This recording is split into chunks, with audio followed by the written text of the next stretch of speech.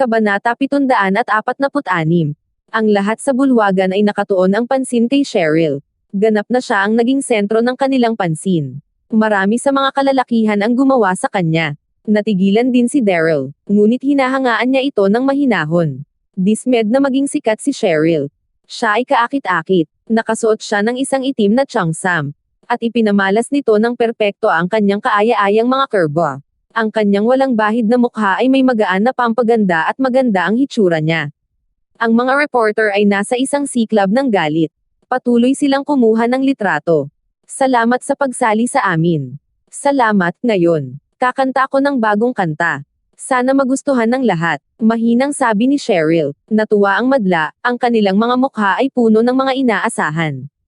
Nang tuluyang tumahimik, tumugtog ang musika. Ngumiti si Cheryl at tumingin sa madla habang mahinang kumakanta. Sweet honey, napakasarap ng ngiti mo. Mukhang namumulaklak ang mga bulaklak sa simoy ng tagsibol. Isang malambot at ethereal na tinig ang umawit habang ang magandang himig ay umalangaw-ngaw sa buong bulwagan. Paano? Napakasarap ng tunog. Bigla, nagyaya ang madla, lahat ay humanga sa kanyang pagkanta. Ang nakakaakit na himig ay hindi malilimutan. Ang kanta ay dapat tanggapin ng mabuti ng publiko. Ang lahat ay nahuhulog sa kanta. Matapos ang ilang minuto, natapos na ni Cheryl ang kanta, isang malaking ngiti ang ipinakita niya sa madla. Mukha siyang kaakit-akit, mabuti ang tunog, napakaganda, hindi ka panipaniwala. Ang tagapakinig ay nagpasaya at nagbigay ng malakas na palakpak kay Cheryl. Natuwa si Cheryl, perpekto ang kanyang pagganap at ang kinalabasan ay mas mahusay kaysa sa inaasahan niya. Nagpasalamat si Cheryl na tumingin kay Daryl. Isang figure ang tumayo sa talahanayan ng VIP at bulalas. Ang gayong gumagalaw na piraso. Napakagandang mga liriko. Miss Marks, sino ang sumulat ng piraso para sa iyo? Ang nagsalita ay si Simon na mula sa Artemis Sect. Bago pa tumugon si Cheryl, buong pagmamalaking inihayag ni Simon. Hayaan mo akong hulaan. Ang taong ito ay dapat na mula sa Artemis Secta. Tama ba ako? Sino pa ang maaaring sumulat ng isang napakagandang kanta? Maraming tao sa paligid ang sumang-ayon sa kanya. Sa gayon, dapat sila ay mula sa Artemis Secta. Sino pa ang maaaring magkaroon ng mahusay na tono na ito? Patuloy na ibinuhos ang mga papuri. Sinubukan ng lahat ang kanilang makakaya upang purihin ang sekta ni Simon. Ang bawat lungsod sa Great East Continent ay pinamamahalaan ng isa sa 4 na pangunahing sekta. At ang Artemis Sect ay kumokontrol sa higit sa 30 mga lungsod. Bilang isang matanda mula sa Artemis Sect, si Simon ay isang respetadong tao. Sino ang maglakas loob na labanan ang sinabi ni Simon? Awkward na ngumiti si Cheryl habang nakatingin kay Simon. Sinabi niya, Elder Crescent. Ang kantang ito ay hindi sinulat ng sinuman mula sa Artemis Sect. Pagkatapos ay tumanggo siya ng magalang kay Daryl. Ang kantang ito ay isinulat ng aking Panginoon. Nais kong pasalamatan ang aking Panginoon sa pagsulat ng isang napakahusay na kanta para sa akin. Master, maaari ka bang umakyat sa entablado? Kabanata 747. Ang batang iyon ang sumulat ng kanta. Itinuro ng mga reporter ang kanilang mga kamera kay Daryl. Hindi na kailangan akong umakyat sa entablado, nakangiting sabi ni Daryl. Halika, guro. Mainit nang umiti sa kanya si Cheryl. Sinulat mo ang kantang ito. Kaya dapat narito ka rin. Nalunod siya sa sigasig ni Cheryl. Kaya't ngumiti si Daryl at nag-aalangan na umakyat sa entablado. Wow! Ang lahat ng mga mata ay nakatingin kay Daryl na bigla ang lahat. Sino ang batang ito? Hindi ko pa siya nakikita dati. Naglakad si Simon papunta sa kanya at tiningnan si Daryl ng mayabang, boy. Isinulat mo ba ang kantang ito? Tulad ng lahat sa paligid niya. Nag-aalinlangan si Simon. Hindi siya naniniwala na ang isang bata ay maaaring sumulat ng napakahusay na kanta. Higit sa lahat, ang bata ay hindi mula sa Artemis Sect. Ang mga alagad ng Artemis Sect lamang ang may gayong mga kasanayan. Pagkatapos ng lahat, ang Artemis Secta ay isa sa 4 na pangunahing mga sekta. Maraming tao ang susubukan ang kanilang makakaya upang makapasok sa sekta. Ang mga taong ito ay kamanghamanghang. Tumawa si Daryl at sinabing, kanta lang ito, no big deal. Ano, hindi ba ito big deal para sa kanya? Masyadong mayabang ang bata. Natigilan ang lahat. Tapos tumawa sila. Ang batang ito ay dapat na nagbiro. Natulala din si Simon. Tumingin siya kay Daryl na may mahinang ngiti. Boy, naiisip mo ba talaga na madaling sumulat ng isang kanta? Sa palagay mo napakatalino mo. Nang sabihin iyon ni Simon, napuno ng sama ng loob ang kanyang mukha. Nabigla siya na ang isang batang junior ay kumikilos ng mayabang sa kanyang harapan. Isang marangal na matanda mula sa Artemis sect. Si Daryl ay hindi mapagpakumbaba. Oo, hindi ito big deal. Hindi problema ang sumulat ng ilang mga kanta. Hindi alintana ni Daryl ang tingin ni Simon, malinaw siyang tumugon sa kanyang katanungan. Hindi nagsalita ng malaki si Daryl.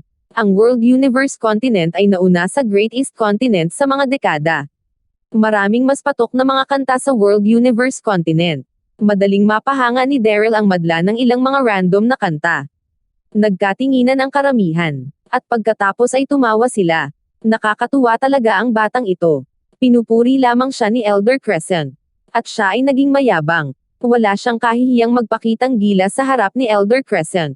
Nagpatuloy ang pagtawa. At medyo napahiya si Cheryl. Naglakad siya papunta sa gilid ni Daryl. Hinati ni Cheryl ang kanyang pulang labi ng bahagya at bamulong sa tainga ni Daryl. Master. Si Elder Crescent ay isang matanda mula sa Artemis sect. Siya ay lubos na may kaalaman at may talento. Master. Hindi ka masyadong makapagpamalas sa harapan niya. Akala ni Cheryl ay napakahanga ng kanta ni Daryl. Si Simon ay isang tanyag na tao sa Artemis sekta. Napakadali na gumawa ng kalokohan kung hindi alam ni Daryl kung paano panatilihin ang isang mababang profile sa harap ni Simon. Walang pakialam nang ngumiti si Daryl at nanatiling tahimik. Nginisya ni Simon, "Boy, parang nagtitiwala ka sa iyong mga talento. Bakit wala kaming kompetisyon?" Hindi papayag si Simon na ang isang hindi kilalang batang lalaki, na naglakas loob na maging mayabang sa harap niya, ay napakadali. Ito ay magiging isang magandang palabas upang panoorin. Tama iyan. Kung gaano siya katapangan na magpakitang gilas sa harap ni Elder Crescent. Nakakahiya. Dapat may magturo sa kanya ng leksyon at ibagsak ang kanyang kayabangan. Ang lahat ay namangha at nasasabik sa kompetisyon. Bamaantong hininga si Daryl. Naramdaman niyang medyo mapaglaruan. Kaya tumanggo siya bilang pagsang-ayon. O sige. Paano mo nais makipagkumpetensya? Pagbibigkas ng mga tula, o pagsulat ng mga kanta at lyrics? Ano, kaya? Ang bata ay naglakas loob na makipagkumpetensya kay Elder Crescent. Sa palagay niya siya ang pinakamahusay. Nagsimulang mag-usap ang mga tao sa paligid. Tumingin si Simon kay Daryl na may mahinang ngiti at malamig na sinabi. Mabuti. Napakatapang mo. Tinaas ni Simon ang daliri at tinuro ang katulong na katabi niya. Magbigkas tayo ng mga tula. Kung talunan mo ang laban, luluhod at bibigyan mo ang katulong na katabi ko bilang iyong Panginoon at magalang na makipag-usap sa akin bilang Grandmaster ng 3 beses. Tatawagan niya ang tagapag-alaga ni Elder Crescent bilang kanyang Panginoon. Nagtawanan ang karamihan. Kung si Daryl ay tatawagan ng isang dumadalo na isang master. Kung gayon ito ay magiging labis na nakakahiya para sa kanya. Tumawa ulit ang lahat sa tawa. Kinagat ng labi ni Cheryl ang mga labi at balak na tinatapakan ang mga paa. Si Daryl ang kanyang Panginoon. Kung siya ay matatalo at tatawagan ang tagapag-alaga bilang kanyang Panginoon. Ano ang mangyayari sa kanya? Nakakahiya naman. Bukod dito, naisip niya na talo si Daryl. Tiyak, kahit na si Daryl ay maaaring sumulat ng mga kanta. Maaaring hindi siya nakasulat ng anumang tula. Hinayla ni Cheryl ang sulok ng damit ni Daryl, nais niyang sumuko siya at sabihin ang ilang mabubuting bagay kay Simon upang malutas nila ang bagay. Nagulat siya na walang pakialam si Daryl. Nakatayo lang siya doon, at mukhang mayabang. Ikaw, nang mapansin niya ang ekspresyon ni Daryl. Galit na galit si Cheryl. Master, huwag magsimula sa kanya ng pusta. Kasabay nito, mahigpit na dinaikit ni Joel ang kanyang kamay, mukhang nag-aalala siya. Kasto ba niya talagang makipagkompetensya? Ang kabilang partido ay isang kilalang akademiko mula sa Artemis sect. Maaari ba siyang manalo laban sa kanya sa tula?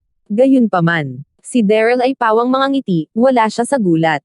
Si Simon ay umaasa sa kanyang katayuan at tinitingnan ang mas bata na mga alagad. Kung gusto niya akong biruin sa publiko, hindi ko siya bibigyan ng kahit na anong mukha. Magaling si Daryl bihasa sa mga tula. Lalo na ang 300 tanyag na tula mula sa Tang Dynasty. Hindi siya natakot. Tumawa si Daryl at tumingin kay Simon. Oo naman, makipagkumpetensya tayo sa tula. Kung natalo ka, kakailanganin mong lumuhad ang iyong asawa at tawaging master ako. Tandaan, Ito ang iyong asawa na dapat lumuhad sa harap ko, hindi ikaw. Masyado kang pangit. Ayokong tanggapin ang isang pangit na alagad na tulad mo. Wow! Sumabog ang korona sa isang kaguluhan. Ang asawa ni Simon ay si Summer Cruz. Siya ay isang kilalang babaeng may talento na may husay sa lahat. Siya ay nasa maagang 30 taon. At nagsuot siya ng isang gown sa gabi na nagsiwalat ng kanyang mahusay na hubog sa katawan. Ang batang ito ay talagang matigas sa pusta. Nanginginig si Simon sa galit. Bilang isang matanda mula sa Artemis sect, iginagalang siya ng lahat. Gayunpaman, ang batang nasa harapan niya ay malinaw na walang galang. Bumaantong hininga si Simon at sinabing, "Sige, sasamahan kita ng pusta na ito. Dapat mong isipin talaga na ikaw ay napakahusay." Kabanata 748. Lumamig ang mga titig ni Simon. Si Daryl ay hindi nagmukhang sapat na gulang. Ngunit siya ay may isang mayabang na tono. "Kung iyon ang kaso, pagkatapos ay magiging seryoso tayo sa pusta," nakangiting sabi ni Daryl. "Kung ako ay talo, kung gayon tatawagin ko ang iyong tagapag-alaga bilang aking Panginoon. Ngunit kung manalo ako, tatawagin ako ng iyong asawa bilang kanyang Panginoon." Maraming mga reporter dito ngayon. Kaya huwag subukang balikan ang iyong mga salita. Nagtawanan ang madla. Sa palagay ba ng batang ito mananalo siya para sigurado? Oo, si Mr. Crescent ay isang matanda mula sa Artemis sect. At nagsulat siya ng maraming kilalang tula. Sino ang batang ito kumpara sa kanya? Ang kabataang ito ay walang ideya na maraming mga may talento dito. Iniisip niya na siya ang pinakamahusay. Nang marinig niya ang mga bulong mula sa karamihan, tumawa si Simon at sinabi, "Bilang isang matanda mula sa Artemis sekta, igagalang ko ang aking mga salita." Tumanggo din ang asawa ni Simon na si Summer habang chuckled. Ang tag-init ay isang kilalang at may talento na ginang na may husay sa mga instrumentong pangmusika. Tess, kaligrapya at pagpipinta. Tiyak na ayaw niyang tugunan si Daryl bilang kanyang Panginoon. Hindi niya akalain na talo ang asawa niya. Tumawa si Daryl at humakbang. "Kung iyon ang kaso, pagkatapos ay pag-usapan natin ang paksa. Sino ang magpapasya sa paksa?" Isang reporter ang lumakad at sinabi ng ngumiti. "For the sake of fairness, hayaan ang mga reporter na magkaroon ng paksa. Galing ako sa Lantian Daily. Marahil maaari akong makabuo ng isa." Tumanggo ang karamihan. Ang Lantian Daily ay isang tanyag na publisher ng pahayagan. Kailangang maging patas ang kompetisyon. Sa makatuwid walang tututol kung ang mga reporter ang magtatakda ng paksa. Tumanggo din sina Simon at Daryl. "Okay. Pagkatapos ay maaari kang magkaroon ng isang paksa." Tumingin ang reporter sa paligid at nakita ang isang nakapaso na halaman na may ilang kawayan dito. Sinabi niya, "Mula pa noong sinaunang panahon, ang mga bantog na manunulat ay mahilig magsulat tungkol sa kawayan. Bakit hindi tayo magsimula sa ganyan?"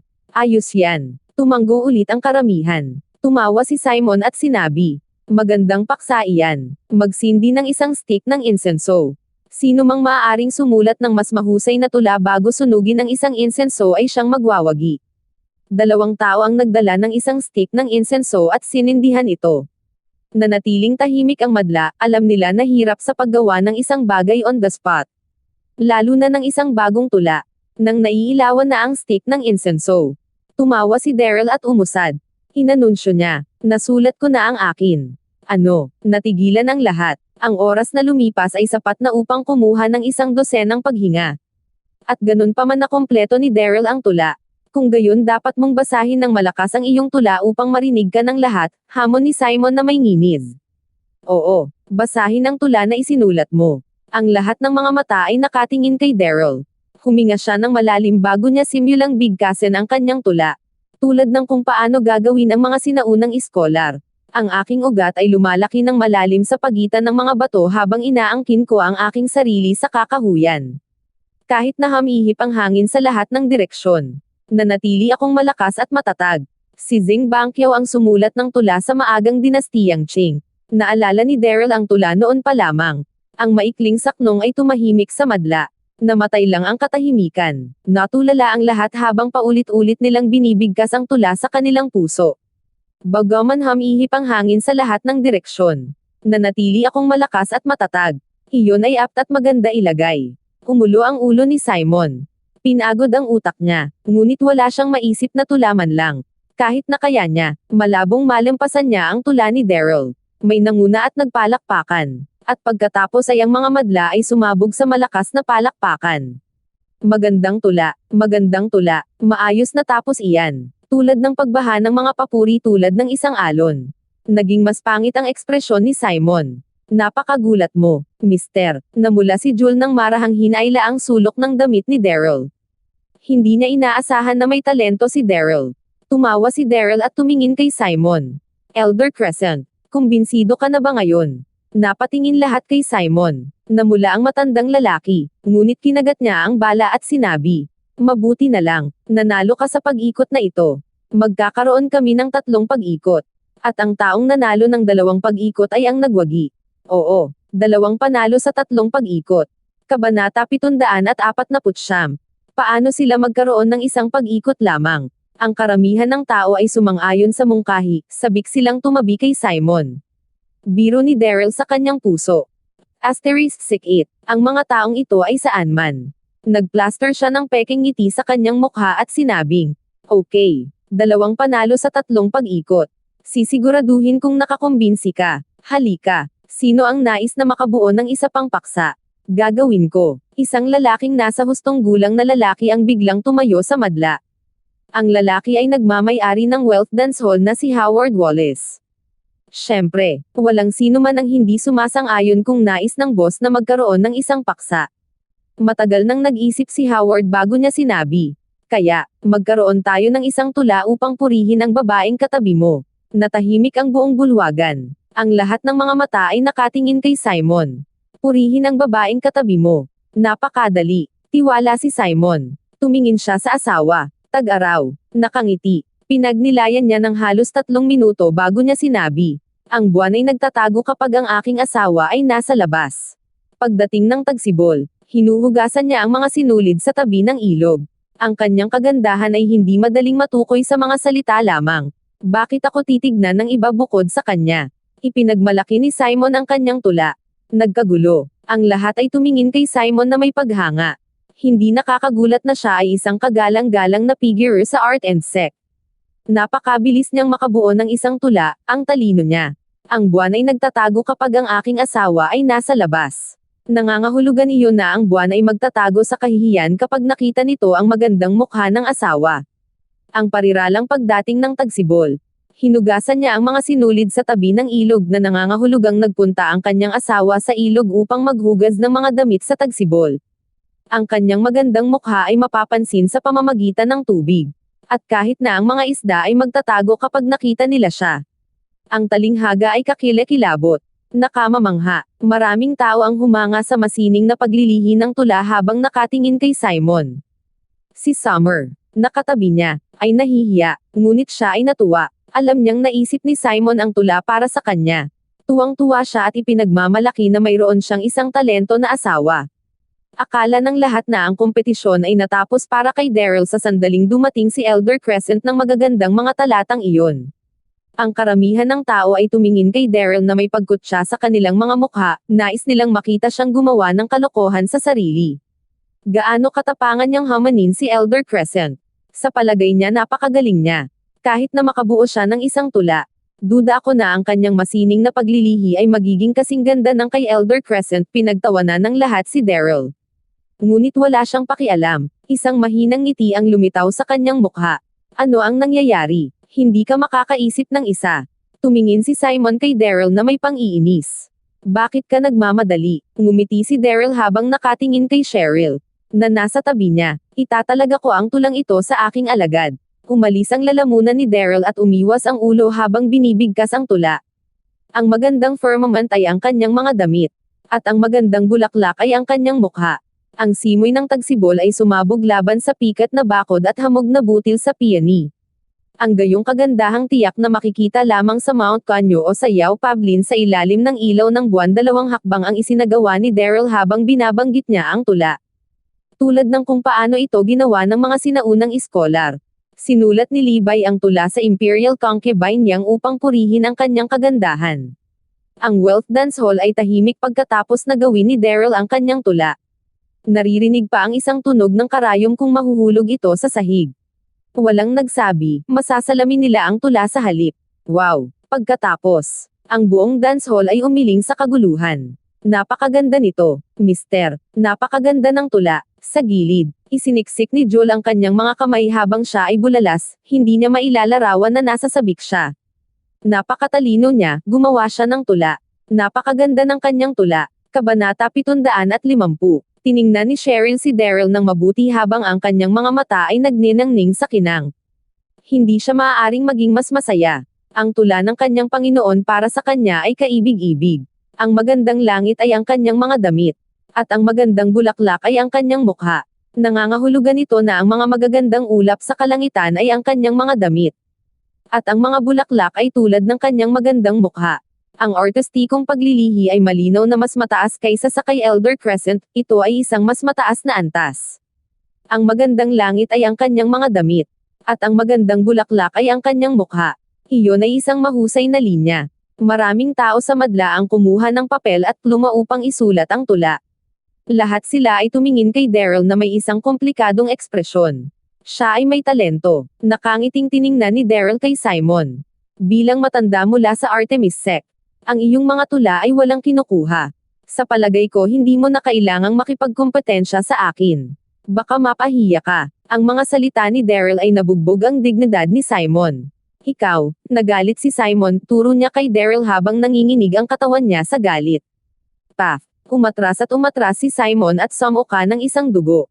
Siya ay mahusay na natutunan at isang matanda din mula sa Artemis Sekta. Nakakahiya kung ang isang hindi kilalang binata ang nag-api sa kanya. Nakakahiya naman. Habi. Nagulat ang tag-init, nagmadali siyang alalayan si Simon. Ang karamihan ng tao ay nagulat din. At nagtipon sila sa paligid ni Simon. Elder Crescent. Elder Crescent. Okay ka lang. Marami sa kanila ang nabigla. At ang kanilang mga tingin kay Daryl ay iba kaysa dati. Pinalo ng binata si Elder Crescent sa tula. Sino ang maniniwala dito kung hindi nila ito nakita ng kanilang sariling mga mata? Mister, nagyaya si Jewel. Hinawakan niya ang braso ni Daryl at masayang sinabi. Ikaw ang pinakamahusay. Mister, nanalo tayo. Master, ikaw ay kamanghamanghang. Sa parehong oras, binaba ang ulo ni Cheryl habang mahina ang pagsasalita kay Daryl. Sa una, nag-alala si Cheryl tungkol sa kompetisyon ng tula. Pagkatapos ng lahat, si Simon ay isang matanda mula sa Artemis Sect at isang mahusay na taong may kaalaman. Naisip niya na ang kanyang Panginoon ay hindi magkakaroon ng pagkakataon laban kay Simon. Ang resulta ay medyo hindi inaasahan. Hindi pinansin ni Daryl ang mga kakaibang titig sa paligid niya at nakangiting tumingin kay Simon. Sap, sap, sap. Nakikita ko na ang iyong katawan ay hindi na ganoon kalakas. Ikaw, hindi makapaniwala si Simon na kinutya siya ni Daryl. Nararamdamang naduwal habang nanginginig ang katawan sa sobrang galit. Nag-spout na naman siya ng dugo.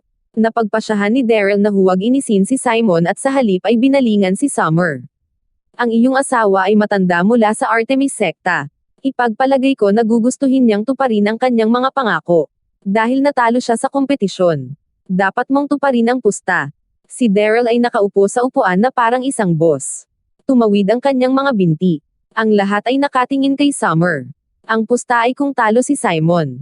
Kung gayon kakailanganin niyang tugunan si Daryl bilang kanyang Panginoon. Siya ba ang magiging masunurin na alagad? O babalik siya sa kanilang mga sinabi? Nanginginig ang katawan ni Summer. Napakagatlabi siya na halos damyugo na ito. Makalipas ang ilang segundo, lumakad si Summer papunta kay Daryl. Yumuko si Summer ng tuhod at lumuhod sa harapan ni Daryl ng masama sa makakaya niya. Namula ang mukha niya habang bamulong. Ako ang iyong alagad, tag-init. At narito ako, narito, upang batiin ka, guro. Naramdamang pinahiya si Summer. Ayaw niya kay Daryl bilang master niya. Ang nais lang niyang gawin ay umalis sa venue. Abangan ang susunod na kabanata. Maraming salamat po.